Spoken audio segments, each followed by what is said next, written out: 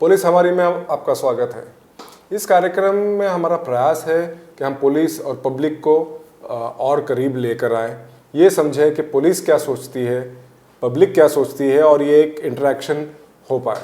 इसमें हम हमारे पुलिस ऑफिसर्स को इनवाइट कर रहे हैं इस कार्यक्रम में और उनसे जान रहे हैं उनकी जर्नी, उनके थॉट्स, उनके शहर के लिए प्लान्स और आपके लिए क्या मैसेज है, और आपकी भी जो बातें हैं हम उनके लिए रखेंगे।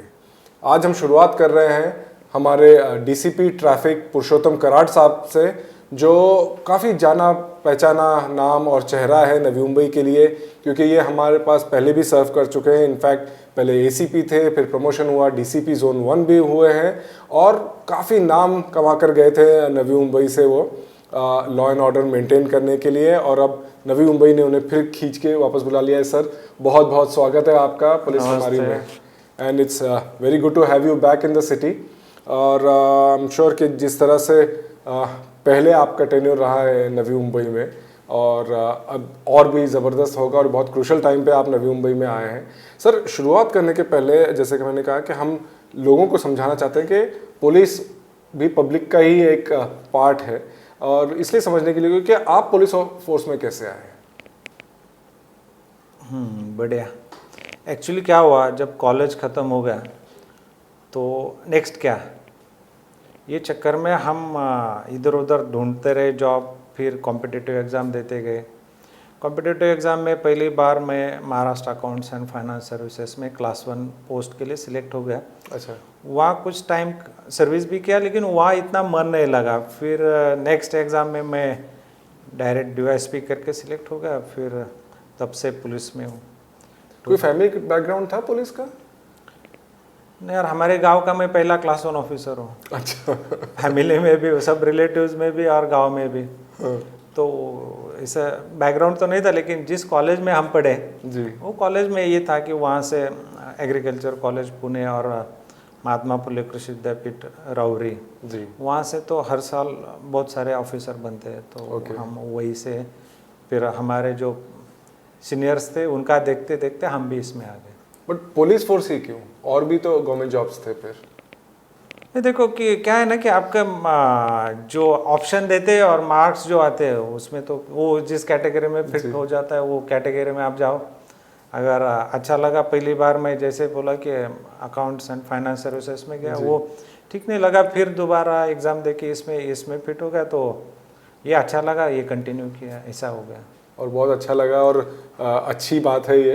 तो जर्नी कैसे फिर बिगिन हुई आपके? टेन्योर्स क्या हाईलाइट्स रहा? हाँ, टेन्योर्स तो पहले हमारा जैसे महाराष्ट्र पुलिस एकेडमी नासिक में, वहाँ 1 साल का ट्रेनिंग हुआ। गोंदिया जो नक्सल अफेक्टेड एरिया है वहाँ, फिर डिस्ट्रिक्ट अटैचमेंट हो गया। फिर उसके बाद गढ़चिरौली में सबसे इंटीरियर भामरागढ़ जो बोलते हैं, वहाँ पे हमने सर्व किया। नक्सल एरिया एकदम पूरा। हाँ, नक्सल गढ़चिरौली का सबसे मोस्ट अफेक्टेड पार्ट है भामरागढ़, वहाँ हमने सर्व किया उस टाइम पे। फिर उसके बाद सोलापुर के बाद नवी मुंबई में आपने जैसे बोला तो यहाँ एसीपी और डीसीपी भी रहे हम जी। फिर इसके बाद चैलेंजिंग जॉब जो हुआ वो फोर्स 1 में हमने काम किया 2.5 साल। वो एक आपको सब पता होगा कि फोर्स 1 ये 26/11 के बाद जो अपना स्पेशल फोर्स बना उसमें काम किया। फिर रेलवेज़ में भी काम करने का मौका, अलग अलग डिपार्टमेंट में काम करते टाइम आपको अलग अलग एक्सपीरियंस आते हैं। फिर स्टेट इंटेलिजेंस डिपार्टमेंट में काम करके फिर यहाँ पोस्टिंग हो गया, यहाँ आ गए। सर, ये जर्नी में कोई ख़ास हाइलाइट्स, कोई ख़ास केस जो आपको हमेशा याद रहता है? ऐसे बहुत सारे हैं, कुछ बता सकते कुछ नहीं बता सकते, लेकिन क्या होता है ना, हर टेन्योर में आपको कुछ कुछ ये ऐसा मिलता है कि वो लाइफ लॉन्ग आपके साथ रहता है। जी, कुछ सेटिस्फैक्शन हुआ हो किसी केस में कि हाँ? ऐसे बहुत सारे, लेकिन मैं एक बताऊंगा कि सोलापुर में जब था मैं, सोलापुर ग्रामीण में, तो अक्कलकोट का गणेश फेस्टिवल ये था कि आज विसर्जन है तो वो परसों सवेरे विसर्जित होता था। अच्छा। तो वो टाइम के हमारे एसपी थे, तो हमने, वो मेरे पास रेगुलर चार्ज नहीं था, एडिशनल चार्ज आया वो टाइम पे। तो टारगेट ये था कि सेम डे इमर्शन करना है। अच्छा। तो 1 महीना इतना हार्डवर्क किया, लोगों को साथ में लेके किया। उस टाइम पे स्टेट होम मिनिस्टर वही के थे। वो एक मीटिंग में बोले कि साहब आप कर रहे हैं लेकिन आई एम डाउटफुल। बहुत सेंसिटिव इशू है ये तो। लेकिन क्या हो गया कि सबको एक साथ लेके चला, किसी को डांटना पड़ा डांट दिया, किसी को प्यार से समझाना पड़ा वो समझा दिया, और फाइनल नतीजा ये हो गया कि 11:35 इन द नाइट प्रोसेशन हो गया फिनिश एंड पूरा शांति से ख़त्म हो गया। फैंटास्टिक। तो फिर सोलापुर से पत्रकारों के फ़ोन आने चालू हो गए कि ये सही हम सुन रहे वो सही है क्या। तो हर एक को किसी को ये नहीं यकीन नहीं आ रहा था कि तो ये कि अभी भी अक्कलकोट से वो जो लोग हमारे साथ जुड़े हुए थे अभी भी कांटेक्ट में रहते, मुंबई आते मिलने आते, या फ़ोन पे वंस इन अ मंथ, ऐसा फ़ोन व्हाट्सएप ये मैसेजिंग चालू है, तो वो बॉन्डिंग जो है अभी भी चालू है।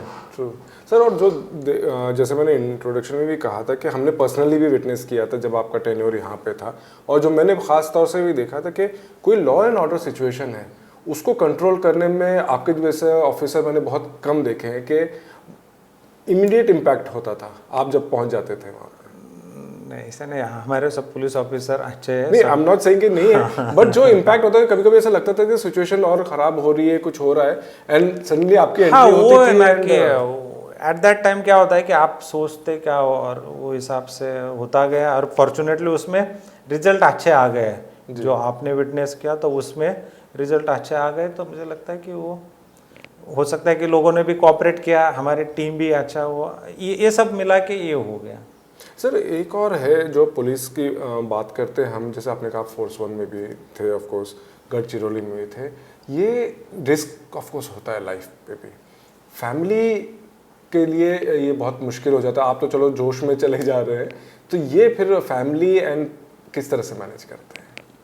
यार जब गढ़चिरौली में गए हम शादी होके, जब मेरा शादी हो गई तो मैं प्रोबेशनर गोंदिया में था। तो वाइफ को भी मैं साथ में लेके गया था, तो गोंदिया में हम साथ में घूमे। बहुत बार ये होता था कि मेरे पास एक AK-47, वाइफ के पास एक AK-47, उनको भी थोड़ा ट्रेन करके रखा इन केस कुछ इमरजेंसी आ जाए तो वो भी रेडी हो जाए, तो ये हिसाब से। And she was also motivated कि चलो साथ में रहते। तो ऐसा कुछ ये नहीं, क्योंकि बाकी हमारे बाकी जवान भी रह रहे, तो अगर इस फील्ड में आ गए तो आप नहीं बोल सकते कि मैं ये नहीं करूँगा वो नहीं करूँगा, ये तो part and parcel of job है। तो लेकिन वो एंजॉय करके किया तो अच्छा लगता है। सर एक और चीज़ मैंने जो आपका खास तौर से नोटिस किया है कि you give time to your family also.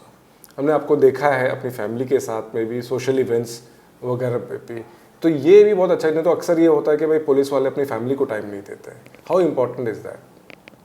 नहीं, फैमिली है ना, अगर हम घर में गए तो घर में जाते शांति होनी चाहिए ना। दिन भर का काम जो भी हो, हर एक को काम होता है जी। अगर फैमिली के साथ आप इंटरेक्ट अच्छा करोगे तो घर में जो दिन भर का थकावट है, दिन भर का जो भी इश्यूज है, वो आप घर में जाके भूलते हो। आप बच्चों के साथ जाके खेलोगे तो वो इम्पैक्ट अलग होता है, एक मेडिटेशन टाइप हो जाता है कि आपका स्ट्रेस रिलीफ उसमें हो जाता है। तो ये मुझे लगता है कि ज़्यादा इम्पोर्टेंट है। आफ्टर ऑल नौकरी तो है ही, लेकिन फैमिली बहुत इम्पोर्टेंट है। अगर फैमिली डिस्टर्ब है तो उसका इम्पैक्ट नौकरी में भी, सर्विस में भी आता है। तो फैमिली ऐसे स्टेबल होना बहुत इम्पोर्टेंट है। बिल्कुल है। और सर अब जब आप फिर से नवी मुंबई वापस आए हैं, पोस्टिंग हुई है, इस बार आप ट्रैफिक के DCP बनकर आए हैं, तो काफ़ी अलग सिचुएशन है जिस तरह से आप पहले थे। मैंने कहा कि लॉ एंड ऑर्डर वगैरह का था, यहाँ पे लॉ एंड ऑर्डर की इशू नहीं है, बट ऑफकोर्स जान की बहुत अहमियत यहाँ पे हो रही है। अभी जैसे कि 1 महीने का ये भी ट्रैफिक का मंथ ऑब्जर्व किया जाने वाला है। तो नवी मुंबई को क्योंकि आपने पहले भी देखा है, अब फिर देख रहे हैं, ट्रैफिक के बेसिस पे किस तरह से देखते हैं इस सिटी को? यहाँ क्या है ना कि मैं नवी मुंबई में पहले काम किया, तो मुझे यहाँ का सिचुएशन, टोपोग्राफी, जियोग्राफी जो भी बोलते हैं, तो ये अच्छे तरीके से पता था। तो ये इनिशियल स्टेज पे मुझे ये ट्रैफिक का सिचुएशन जानने के लिए ज़्यादा टाइम नहीं लगा जी। इमीडिएटली वो कैच हो गया और क्या क्या इश्यूज़ है, तो हमने वो इनिशियल स्टेज में वो सॉर्ट आउट करने का कोशिश किया। बहुत सारे जगह पे पहले भी अच्छा काम हुआ था, तो हमने उसमें थोड़ा जो अच्छा काम हुआ था उसी को थोड़ा आगे बढ़ाया। और मैं यहाँ से जब मुंबई अप डाउन करता था तो ट्रैफिक के बहुत सारे इश्यूज मेरे भी ध्यान में आए। मैं उस टाइम पे भी ऑफिसर से बात करता था। तो क्या हुआ कि जैसे मैं चार्ज ले लिया तो मैंने ये प्लान किया कि एवरेज ट्रैवलिंग टाइम कम हो पब्लिक का। तो एवरेज ट्रैवलिंग टाइम कम होने के लिए क्या करना पड़ा कि अगर जिस साइड में ज़्यादा भीड़ है उसको सिग्नल पे ज़्यादा टाइम देना है ताकि वो क्लियर हो जाए। इसमें हो सकता है कि पहले अपोजिट डायरेक्शन में जो फ्लो था कम था तो उसमें थोड़ा टाइम उनको लग सकता है। तो ओवरऑल एवरेज टाइम कम करने का अपना प्लान है। वैसे ही टोल नाका देखा होगा कि मैं जब यहाँ से जोन 1 से मुंबई ट्रांसफ़र हो गया तो मैं आते टाइम मुझे ज़्यादा टाइम लगता था। तो वो देख के मैंने प्लान किया कि मैं ये करूँ कि यहाँ स्प्लिट करो, लेन स्प्लिट। जी। तो मैंने वहाँ के ट्रैफिक ऑफिसर्स और टोल नाका के मैनेजर इनसे बात करके उनको मेरा आइडिया समझा दिया। उन्होंने बोला, पहले ना बोला, फिर मैंने फिर इंसिस्ट किया कि नहीं ये करो, ये हो जाएगा। तो वो बोले कि सर आप बोल रहे तो हम ये टेम्परेरी लेवल पे करते। तो वो हो गया। फिर उन्होंने वो 1 हफ्ते के अंदर ही उसको परमानेंट कर दिया। तो फिर व्हीकल्स इतने बढ़ गए ना कि कितना भी हो जाए तो लोड बहुत आता है। तो फिर मैंने चार्ज लेने के बाद फिर टोल और मेरा ऑफिसर्स इसका और मुंबई ट्रैफिक के भी ऑफिसर्स का एक कंबाइंड मीटिंग ले लिया कि हम इसको सॉल्व कैसे करें। क्योंकि क्या है 6 लेन से ब्रिज पे 3 लेन पे जा रहे हैं और तो वहाँ कंजेशन ज़्यादा होता है हमेशा का। तो फिर हमने ये प्लान करके और 3 स्प्लिट्स किए ताकि वो मूवमेंट फास्ट हो जाए। तो ये अलग अलग कुछ ना कुछ नया आता है तो वो हमें जैसे आपने कहा कि गाड़ियाँ बहुत बढ़ रही हैं, रोड्स नवी मुंबई में अच्छी हैं, पाम बीच रोड कहें, थाने बेलापुर रोड कहें, बट देन एक्सीडेंट्स भी उस प्रमाण में हो रहे हैं। तो ओवरऑल ये एक्सीडेंट वाइज क्या चैलेंजेस आपको लग रहे हैं? एक्सीडेंट में देखो तो इसमें बेसिक एक रीज़न होता है इंजीनियरिंग और दूसरा होता है कि व्हीकुलर स्पीड और मेंटेलिटी ऑफ द ईयर। तो अभी हमने कुछ 16 स्पॉट्स यहाँ आइडेंटिफाई किए जिसको ब्लैक स्पॉट्स करके हम जहाँ से 500 मीटर के रेडियस में अगर कहीं लास्ट 3 इयर्स में जो एक्सीडेंट्स हुए उसका रिव्यू लेके अगर ज़्यादा एक्सीडेंट्स है तो हम उसको ब्लैक स्पॉट्स कहते हैं as per guidelines of supreme court. तो हम उसमें सब बाकी एजेंसी भी शामिल हैं। हमारा ये है कि जहाँ एक्सीडेंट हो रहे हैं उसको हम रिव्यू करके वो एक्सीडेंट कम कैसे कर सकते हैं। तो हो सकता है जहाँ जेब्रा क्रॉसिंग की ज़रूरत है, जहाँ सिग्नल्स की ज़रूरत है, जहाँ स्पीड ब्रेकर ज़रूरत है या रम्बलर्स ज़रूरत है, तो हम क्या करते हैं कि वो वहाँ लगाने की कोशिश करते हैं ताकि स्पीड कंट्रोल हो जाए। और अभी फ़िलहाल हमने एक नया ड्राइव चालू किया कि heavy vehicles to keep left. तो हमने अभी उसके लिए हमने बहुत सारी तैयारी की, ट्रांसपोर्टर एसोसिएशन की मीटिंग की। इसमें हमारा आइडिया ये है कि जो हेवी व्हीकल्स है, ट्रक्स है, कंटेनर्स है, तो उनको सिर्फ लेफ्ट साइड से चलना चाहिए ताकि बाकी ट्रैफिक भी स्मूथ हो जाए। और कार वगैरह वो क्या करते हैं, नहीं तो हेवी व्हीकल राइट लेन में आ गई तो कार वाले इधर उधर जाने वो उसके कारण ट्रैफिक कंजेशन बढ़ता है और एक्सीडेंट भी बढ़ता है। ऐसा हमारे सामने आ गया। तो हमने ये कोशिश किया है कि हम उसको लेफ़्ट साइड से रखें। तो टोल नाके पे अनाउंसमेंट करना कि ड्राइवर्स का बोलना कि आप लेफ़्ट साइड से चलो। ये करते करते हमने शुरू में एक 10 दिन क्या कि अवेयरनेस चालू किया। अवेयरनेस के बाद इसमें ट्रांसपोर्टर एसोसिएशन जो भी है, JNPT, अपने पास JNPT है तो हेवी व्हीकल्स ज़्यादा लोड है तो हमने इनका मीटिंग लेके उनको इसमें शामिल कर दिया। उन्होंने उनके ड्राइवर्स और सब ट्रांसपोर्टर्स को बताया कि ये अच्छा स्टेप है तो हम भी इसमें शामिल हो जाते हैं। तो अच्छी चीज़ के लिए सामने आ गए। तो हमने वो कुछ इम्पैक्ट ऑलमोस्ट ये हो गया कि 50-60% लोग अभी लेफ़्ट साइड से चलना चालू हो गए। और हमने फिर ये किया कि अगर कोई फिर भी इतना करने के बाद भी अगर कोई ब्रेक करता है, राइट से चलता है, तो बीच बीच में हमने पॉइंट्स लगा दिए। और खारघर टोल नाका और वाशी टोल नाका यहाँ 1-2 टीम लगा दी। और इनका एक व्हाट्सएप ग्रुप बनाया। वो बीच में लोग हैं, उनको बीच में जाना नहीं क्योंकि सेफ्टी उनका मेरे लिए, मेरा जवान सबसे इम्पोर्टेंट है। क्योंकि हर एक का सेफ्टी ध्यान में रखते हुए मैंने क्या किया कि उनका एक से व्हाट्सएप ग्रुप बना लिया, जो भी बीच में राइट से जा रहा है वो उसको क्या करेगा, फ़ोटो खींचेगा, व्हाट्सएप पे भेज देगा और वो टीम वो ग्रुप में आएगा तो फ़ोटो टोल नाके पे उसको उससे फाइन वसूल कर ग्रेट। तो ये इससे मुझे लगता है कि ट्रैफिक में थोड़ा ईजनेस आ जाएगा। सही, ट्रैफिक की जैसे बात कर रहे हैं आपने, JNPT एरिया का भी बात किया कि वहाँ पे उड़न और जो है वो पूरा रूट है, वहाँ पे ट्रैफिक जैम्स का पेरेनल प्रॉब्लम है, डेली का प्रॉब्लम है, लोग काफ़ी परेशान हैं। वहाँ के लिए कुछ खास तौर से कुछ सोचा है आपने? देखो अभी क्या है ना कि करल फटा है वहाँ, उन्होंने एक नया क्लोर ब्रिज का अभी चालू हो गया। नेशनल हाईवे अथॉरिटी और JNPT सिडको इनसे भी बहुत सारे रोड बन रहे हैं जी। तो क्या है कि हेवी व्हीकल इतना ट्रैफिक है जी। और काम भी चालू है, तो ये कारण है कि उसमें ये होता है। अभी JNPT एरिया में क्या है कि पार्किंग का इशू था, JNPT ने पार्किंग बहुत अच्छा बढ़िया किया तो मोस्टली सब पार्किंग वही जा रहे हैं। जी। तो ये थोड़ा थोड़ा कुछ टाइम लगेगा, लेकिन ये इंफ्रास्ट्रक्चर भी बनना चाहिए, तो हमें सबको उसमें कोऑपरेट करके हमें वो इंफ्रास्ट्रक्चर के साथ थोड़ा कंजेशन आएगा, ये तो पता है। तो उसमें से भी हम कोशिश हमारी यही रही है कि स्मूथ ट्रैफिक कैसे रहे, ये देखने का हम प्लान कर रहे हैं। सर एक और जो इशू है स्पीडिंग का, क्योंकि जैसे मैंने कहा कि रोड्स अच्छी हैं, स्पीड करते हैं, स्पेशली टू व्हीलर्स, बाइकर्स। अभी हाल ही में एक बहुत अनफॉर्चुनेट इंसिडेंट हुआ कि एक यूथ की जान चली गई पाम बीच रोड पर। ये बाइक एक्सीडेंट्स काफ़ी कंसर्न है नवी मुंबई में। देखो अगर फिगर्स में जाए तो लास्ट ईयर में अपने पास 209 डेथ्स हो गए, उसमें से अराउंड 51% बाइक कर्स जो थे जी, या बाइक में बैठा हुआ था या कोई ऐसे, उनकी डेथ्स है। तो 51% of total deaths. My God. तो ये एक इशू है, लेकिन इसमें क्या है कि लॉकडाउन के कारण जो ये बंद है, ट्रेन्स लोकल्स बंद है, तो व्हीकल ज़्यादा रोड पे आ गए, वो एक कारण हो सकता है। लास्ट ईयर में वही परसेंट 48% था। ओके।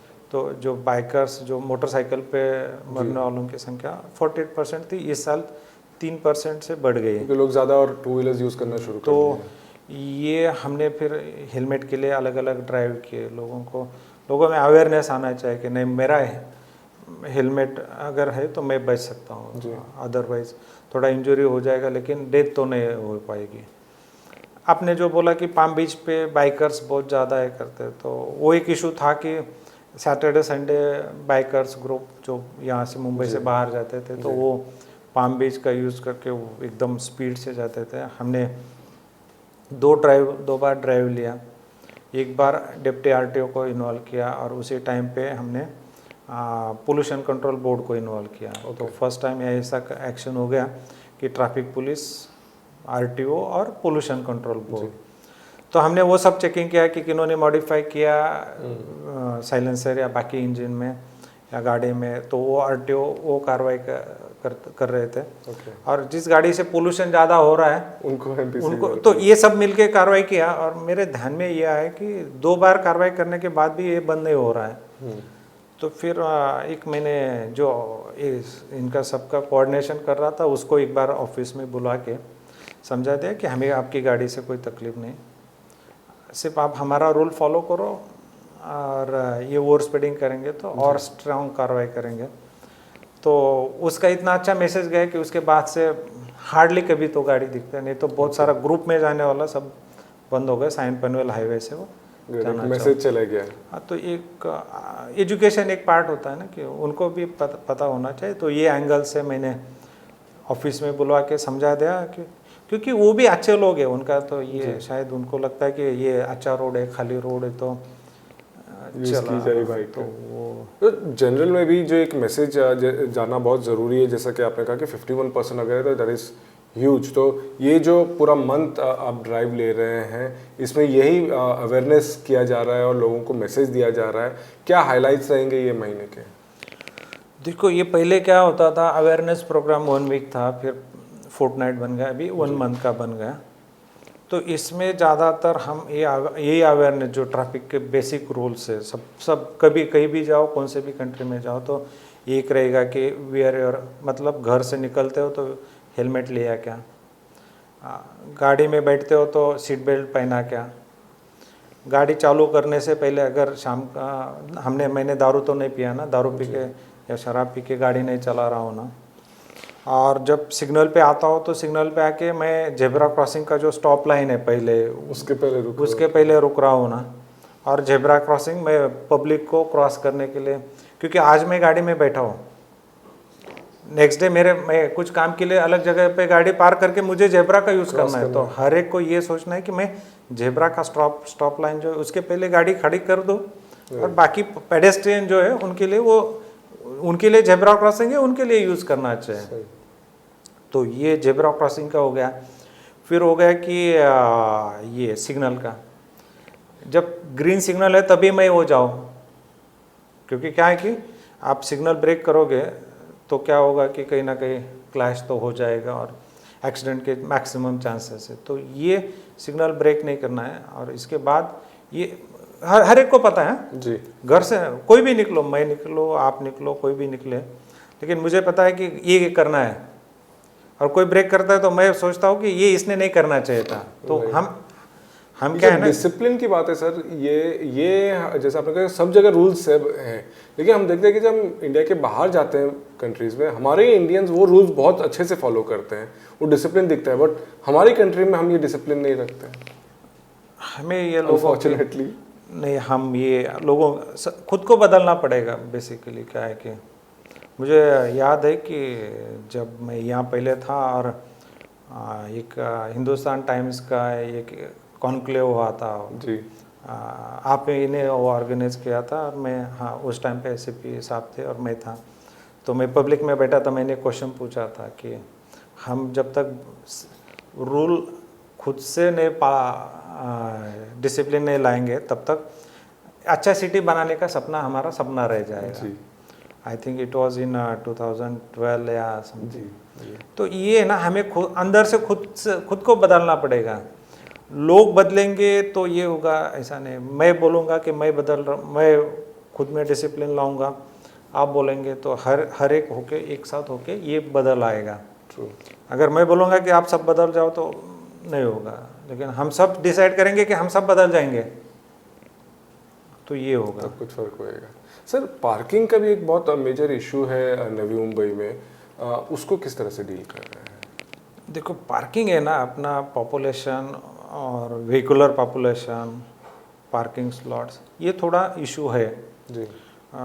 लास्ट दिस वीक में मेरा कमिश्नर म्यूनसिपल NMMC कमिश्नर साहब से बात हो गया कि मैं बोला सर हम इस पे ये करते कि पार्किंग के लिए कुछ पार्किंग का इशू सॉल्व करते। तो सर ने मुझे बताया कि ऑलरेडी उनका कुछ टेंडर हो गया, कुछ प्रोसेस में है, तो जल्दी जल्दी हम इसको ये करवाते हैं। मतलब NMMC भी उसके पीछे ऑलरेडी है कि वो पार्किंग का इशू है। तो मुझे लगता है कि कहीं ना कहीं हमें ये करना पड़ेगा, थोड़ा जो स्लॉट्स है उसको मॉडिफाई करके मॉडर्नाइज करके कुछ ना कुछ, और महापालिका का वो काम चालू है, मुझे लगता है कि जल्दी हो जाएगा।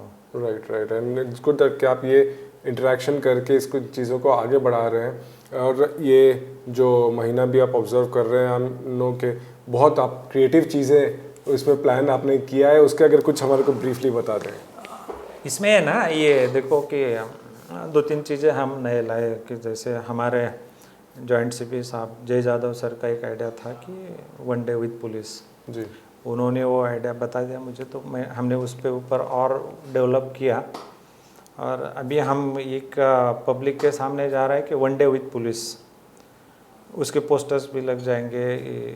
और जब मैं अपने प्रसिद्ध गायक श्री शंकर महादेव जी से बात किया तो वो तो इतना खुश हो गए कि वो बोले कि मैं ट्रैफिक चौक में आके आपके आइडिया को हम वैसे करेंगे। मैं बोला कभी भी आप एक दिन आ जाओ। वो बोले नहीं, पहले मैं आके वही से स्टार्ट करते हैं। okay. तो वो इतना खुश होके उसमें, तो ये बेसिक आइडिया ये रहेगा कि हमने नवी मुंबई में, पूरे नवी मुंबई में वाशी से लेके पनवेल उरण तक जी 31 प्लेसेस, मतलब जहाँ सिग्नल है, चौक है, वहाँ के आइडेंटिफाई किए। और प्लान ये है कि वहाँ के लोगों को वहाँ के ट्रैफिक कंट्रोल करने के लिए प्रोत्साहन देना है। ओके। आइडिया ये कि पुलिस, देखो ट्रैफिक पुलिस तो हमेशा वही काम करती है, या कोई भी रेगुलर पुलिस हो तो जहाँ भी है। आपने कभी देखा होगा कि जहाँ पुलिस ने वहाँ सिविलियंस भी आके काम करते हैं ना, वो ट्रैफिक कंजेशन हो जाता है तो वही आइडिया हमने आगे लेके ये किया कि हाँ क्यों ना हम पब्लिक को ये करें कि आप लोग सब वॉलंटियर होके आ जाओ। और हमें भी समझ में आया कि इतना इजी जॉब नहीं है ये। हाँ तो नहीं, तो वो क्या है ना कि वो बाकी लोगों को देखेंगे, अरे यार ये ऐसा गलती क्यों कर रहा है, और वो फिर खुद समझ जाएगा।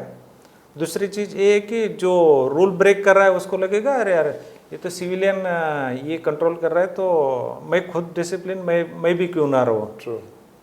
तो बेसिक आइडिया ये, हम इसमें क्या करेंगे कि जो रूल फॉलो कर रहे हैं हम उसको एक फ्लावर दे देंगे, एक अप्रिसिएशन का एक पोस्ट कार्ड साइज एक अप्रिसिएशन दे देंगे, और जो ब्रेक कर रहे हैं उनके ऊपर हम वहीं पे जो सिविलियन है उनके सामने उनको बोलेंगे कि आप इनको बताओ कि आपने हेलमेट नहीं पहना है, सीट बेल्ट नहीं पहना है, सिग्नल का या जेब्रा का स्टॉप लाइन नहीं फॉलो किया है।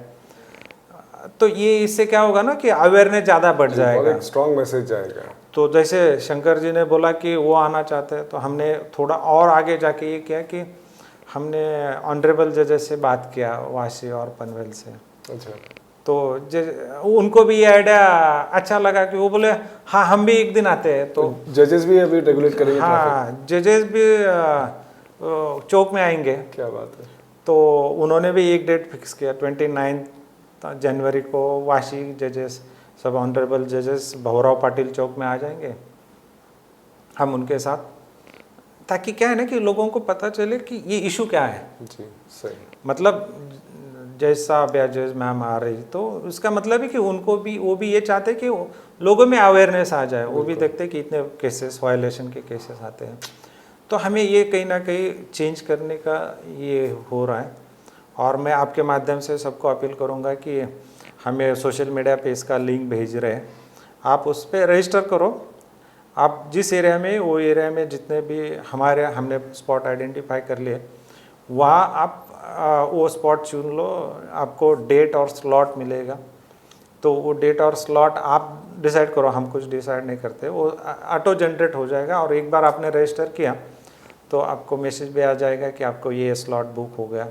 तो हमने वो प्लान ऐसा किया कि मैं सोचता हूँ कि पूरा नवी मुंबई इसमें पार्ट ले ले, और हम सब लोग इसमें क्या करेंगे कि एक नया ट्रैफिक का पूरे भारत को एक आदर्श ट्रैफिक में कैसा रहता है वो पूरे भारत को बता दें। बिल्कुल, बहुत फैंटास्टिक, बहुत ज़बरदस्त आइडिया है कि हम जो पुलिस पब्लिक की बात कर रहे हैं वही आप इम्प्लीमेंट कर रहे हैं। और एक्चुअली बहुत अच्छी बात है क्योंकि हम रेसिडेंट्स खुद इसमें पार्टिसिपेट करेंगे, और जैसा लगा कि हम खुद देखेंगे कि किस तरह के वायलेशंस होते हैं और किसी को देख के अच्छा नहीं लगता अभी है। और क्या कि आज मैंने प्रेस कॉन्फ्रेंस लिया था इसके बारे में जी, और मैंने रिपोर्टर्स को बोला तो सब बोले कि हम भी एक दिन आते हैं।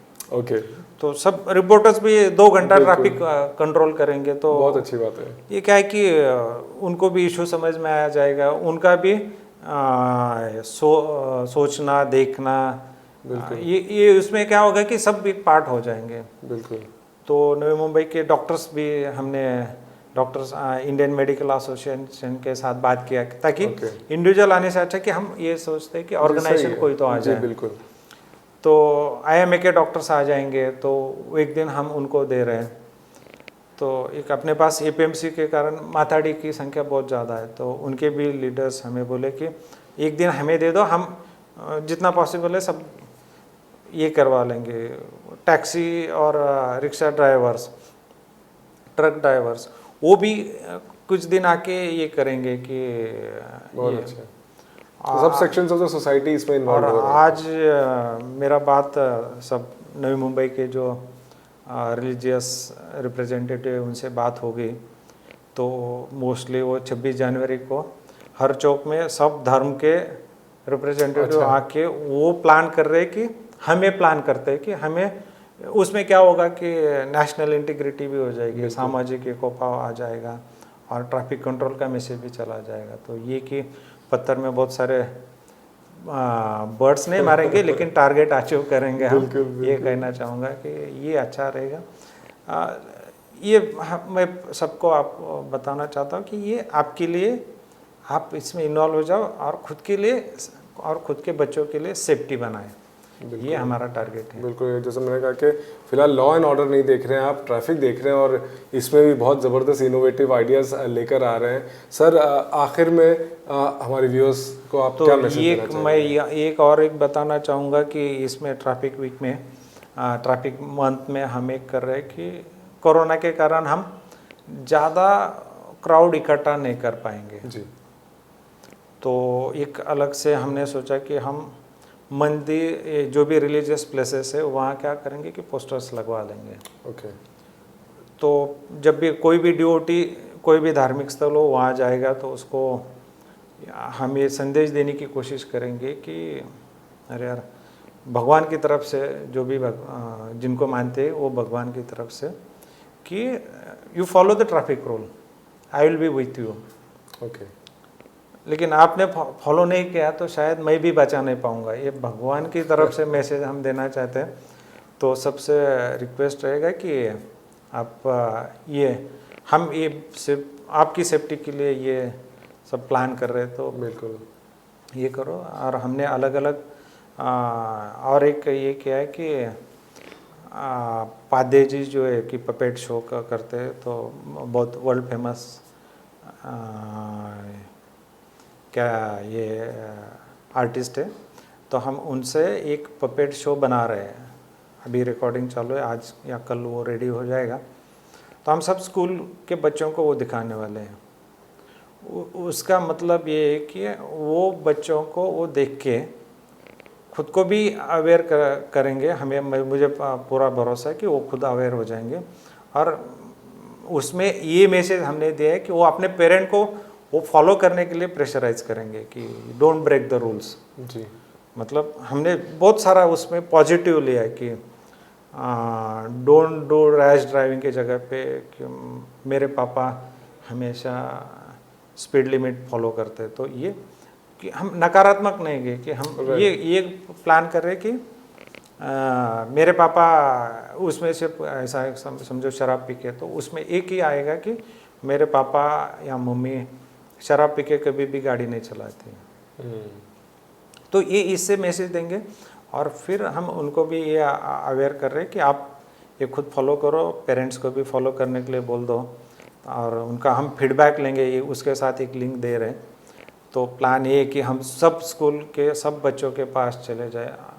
स्टैंडर्ड होगा 5 से 5th एंड अबव। तो हम ये उम्मीद करेंगे कि इतने सारे बच्चे हमारे पास एक साथ जुड़ जाए, उनका फीडबैक भी हमारे पास आ जाए। क्योंकि ये कैच देम यंग, ये बेसिक आइडिया है कि कैच देम यंग। इनको इतने जल्दी हम जितना सिखाएंगे उतना वो रिस्पॉन्सिबल सिटीज़न भी बनेंगे। और अपने पेरेंट्स भी क्या करेंगे कि एक बार बच्चों ने बोला तो वो ब्रेक करने के बाद फिर बोलते हैं कि आपने गलती किया, दोबारा मत करो। पॉइंट आउट करेंगे। ये सबसे बड़ा डर उनको, पुलिस से ज़्यादा डर अपने बच्चों का रहेगा। बिल्कुल। मैं यही सोचूंगा कि ये सब पेरेंट्स इसको फ्रेंडली ले ले और फ्रेंडली ये करें। बहुत जगह पे हमने QR कोड दिए। तो जो भी अभिप्राय होंगे आप सबके, आप मॉल में QR कोड रहेगा, रिलीजियस प्लेसेस में QR कोड रहेगा, शिवाजी चौक वाशी में हम एग्जीबिशन, फ़ोटो का एग्जीबिशन लगा रहे हैं, वहाँ QR कोड रहेगा। तो आप वो QR कोड स्कैन करके आपके जो भी अभिप्राय रहेंगे वो उस पर दे दो, ताकि हमें भी हो सकता है कि आपका हेल्प हो जाए इम्प्रूवमेंट करने के लिए। तो यानी लोग अपने फीडबैक, अपने सजेशंस आपको दे सकते हैं इस तरह। हाँ, तो क्या है कि कोरोना के चक्कर में कि कोई राइटिंग, वो पेन वगैरह वो हमने सिस्टम नहीं रखा इस बार जी। तो जो भी है तो हम क्या करेंगे कि QR कोड दे दिया, हर पोस्टर पे दे दिया, अलग अलग QR कोड है। तो हम ये चाहेंगे कि आपका वो रिमार्क्स वो QR कोड में स्कैन करो और उसी में आपको ज़्यादा कुछ टाइप करने की भी ज़रूरत नहीं पड़ेगी, मोबाइल से तुरंत सबमिट करना आपको। तो मुझे लगता है कि ये सिर्फ ट्रैफिक पुलिस का कार्यक्रम ना होते हुए एक अपना एक जनसभा से जन आंदोलन टाइप बन जाए, ताकि हर एक को लगे कि नहीं, ये मेरा कार्यक्रम है, ये ट्रैफिक का नहीं, मेरा कार्यक्रम है। पीपल्स मूवमेंट हो जाएगा या this should be a people's movement. तो Fantastic. ये प्लान है, ये हिसाब से हम कर रहे हैं। हम ब्लड डोनेशन कैंप भी कर रहे हैं अलग अलग जगह पे, और उसमें हमने थीम दे दिया कि donate your blood, don't waste in an accident. तो एक्सीडेंट में खून बहाने से अच्छा है कि अपना खून दे के किसी का लाइफ बचा लो। तो हम ये चाहते हैं कि ये आने वाला साल सबके लिए एक्सीडेंट फ्री हो, कोई किसी का नज़दीकी इसमें अनफॉर्चुनेटली कुछ ना हो, ये हमारी उम्मीद रहेगी। Thank you so much sir. On that positive note आपका बहुत बहुत शुक्रिया, आप हमारे स्टूडियो में और हमारे व्यूअर्स को, नवी मुंबई के लोगों को आपने बहुत अच्छा संदेश दिया है। All the best to you. आपके बहुत अच्छे इनिशिएटिव्स आपने प्लान किए हैं, आई एम श्योर कि बहुत अच्छा रिस्पांस आएगा। जिस तरह से आपने सभी लोगों को मिला के किया है, बल्कि भगवान को भी आपने मिला लिया है आपके इस मुहिम में। All the best to you, thank you so much. Thank you. ये थे डीसीपी कराड़ साहब, पुरुषोत्तम कराड़ साहब, डीसीपी ट्रैफिक नवी मुंबई के, एंड बहुत ज़बरदस्त आइडियाज़ लेकर आए हैं। हम सब का फ़र्ज़ बनता है कि हम इनका साथ दें, और ये साथ देने से उनका फ़ायदा नहीं है, हम सब का फ़ायदा है। पुलिस हमारी में इस हफ्ते इतना ही, अगले हफ्ते हम एक नए मेहमान के साथ। नमस्कार। नमस्ते, थैंक यू।